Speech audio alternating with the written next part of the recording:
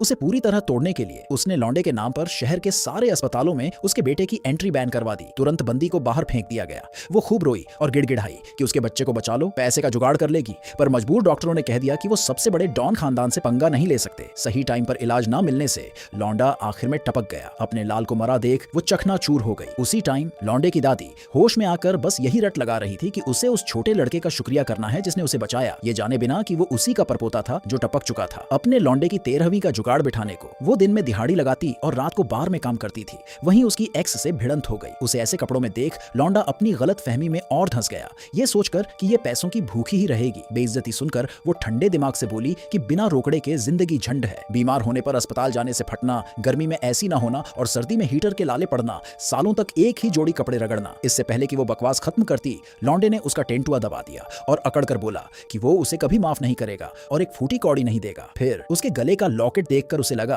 किसी और आशिक का है और खिड़की से बाहर फेंक दिया। उसे घंटा पता था कि वो उनके मरे हुए बच्चे की आखिरी निशानी थी। बिना सोचे समझे बंदी भी उसे पकड़ने खिड़की से कूद गई। लौंडे को समझ नहीं आया कि एक लॉकेट के लिए वो जान क्यों दे रही है। उसे लगा वो किसी और से सेट है, ये जाने बिना कि वो उसी पर मरती है। इस बार बंदी ने कोई सफाई नहीं दी, बस तान कर बोली तू पछताएगा और लंगड़ाते हुए निकल ली। अगले दिन वो बेटे के लिए आखिरी खिलौना लेने गई, पर फिर लौंडे और नागिन से टकरा गई। डायन ने जानबूझकर बोली बढ़ाकर उससे वो खिलौना भी बुरी तरह से छीन लिया। भाई लौंडे ने तो अपनी सारी कंपनियों में उसकी एंट्री ही बैन कर दी, उसे धक्के मारकर निकाल दिया। घर लौटकर वो अपने मरे हुए लौंडे की लाश के सामने बस सॉरी बोल रही थी, पर अगले ही दिन वो डायन कुछ गुंडों को लेकर घर घुस आई।